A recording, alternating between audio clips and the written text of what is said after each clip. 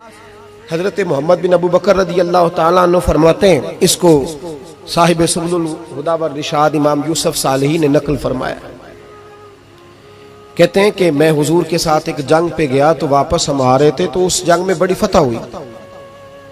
5वां हिस्सा माले गनीमत का हमने सरकार की बारगाह में नजराना पेश किया तो 80 ऊंट हुजूर के हिस्से में भी आए, इतना नफा मिला।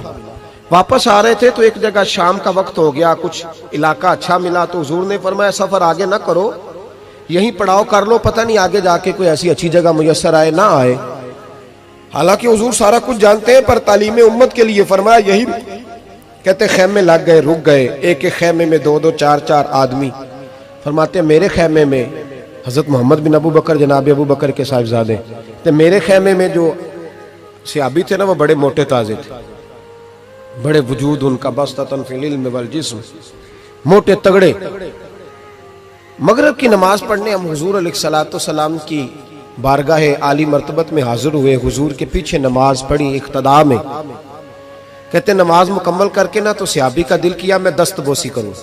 उस जमाने में लोग लकड़ी के जूते पहनते थे, खड़ाओं कहा जाता था। हुजूर के कदमैन शरीफैन पर नालैने मुकद्दस नहीं थे और हुजूर का वजूद ना बड़ा नाजुक था।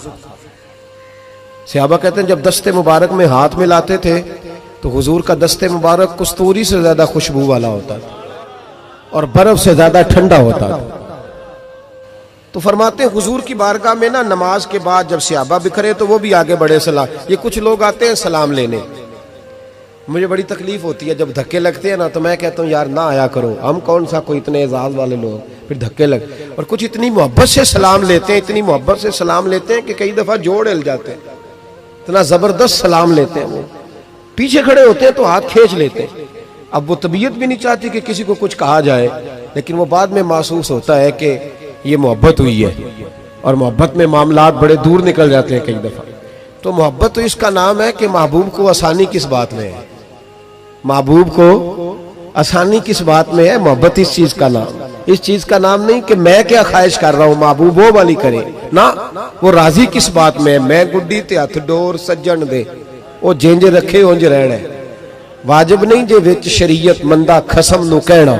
बात तो यह है कि उसको आसानी किस बात में, आमदाम बरसरे मतलब। उस सलाम लेने के लिए जब आगे बढ़े ना तो जोश में दौड़ के आगे बढ़े। हुजूर के दस्ते मुबारक को चूमा, लकड़ी के जूते पहने थे, हुजूर के कदम मुबारक पे जूता नहीं था। उन्होंने अपने पैर से हुजूर का पैर दबा दिया। तो जो है मेरी बात पर, ये बाटा के जूते पहनने वाला जब किसी का पैर दबाता है ना और बंदा भी तगड़ा हो तो एक दफा समझ आती है कि किसी ने पैर दबाया है। तो महबूब के दस्ते मुबारक में छड़ी रहती थी, सुन्नत मुबारक है छड़ी रखना, आसा मुबारक। जब उस सहाबी ने पैर दबाया ना तो नबी पाक अब वो छोड़ भी नहीं रहे, देर हो गई, पैर पे पैर रख के खड़े।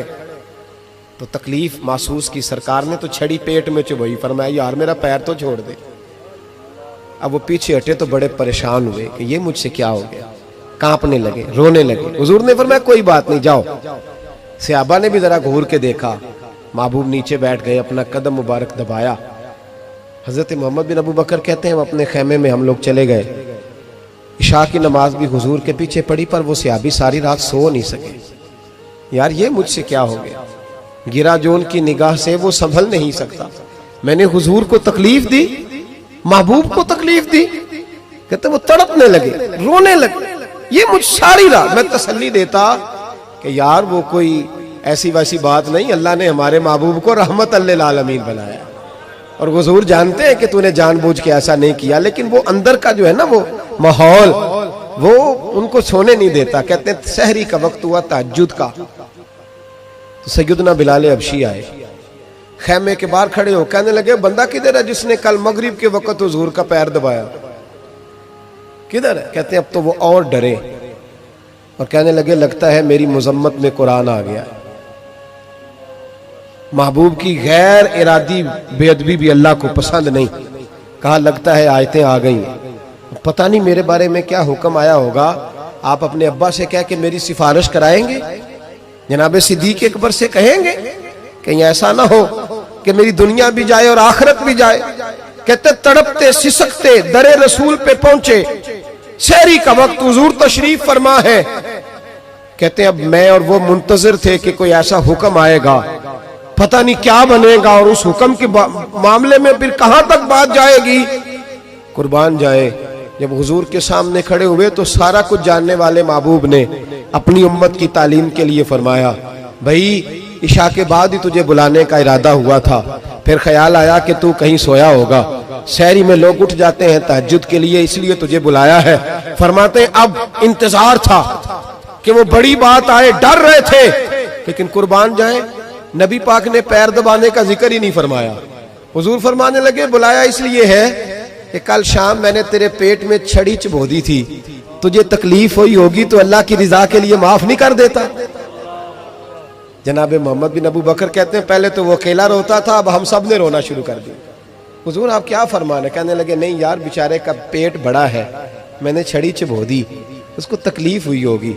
और क्या लफ्ज है हदीस में, महबूब फरमाने लगे मैं सारी रात सो नहीं सका, इसका वो दर्द। ओ भाई तू अपने अब्बा को सख्त बात कह के आके बेड पे आराम से सो जाता है, तू अपनी अम्मा को सख्त जुमला कह के वो तड़पती रहती है, उसे वो सारी रातें याद आती हैं जो उसने बेटे के लिए बेदार रह के गुजारी होती है। तू एक फिक्रा कह के तू सोचता ही नहीं, कहने वाले तो कह ही देते हैं, ये सुनने वाले हैं जो कमाल करते हैं, तूने ख्याल ही नहीं किया। महबूब फरमाने लगे सो नहीं पाया, चल अल्लाह की रिजा के लिए माफ कर दे। तो कहने लगे हुजूर वो तो मैंने पैर दबाया था इसलिए आपने मुझे छड़ी चबोई, आप क्या कह रहे हैं? तो महबूब फरमा देखे वजाहत देखे, महबूब फरमाने लगे तूने तो अन देखे पैर दबाया था, मैं तो देख रहा था, मुझे नहीं छड़ी चबोनी चाहिए थी, चल तू क्या मैंने माफ किया। तो अर्ज करने लगे हुजूर जिस तरह आप राजी है मैं भी उसी तरह ही राजी हूँ। महबूब फरमाने लगे तू तो राजी है पर मैं नहीं अभी राजी। हुजूर आप कैसे राजी होते हैं? फरमाया जी 80 ऊंट मेरे हिस्से में आए हैं, अगर तू सारे तोहफे में कबूल करे तो मैं राजी हो जाऊंगा, तोहफे में रख ले सारे। कौन देता है देने को, फाजिल बरेलवी का अंदाज में जरा देखिए, कौन देता है देने को, इसका पंजाबी तर्जुमा है कि कौन देता है, देना वास्ते जिगरा चाहिए, कौन देता है देने को, मुंह चाहिए, देने वाला है सच्चा हमारा। और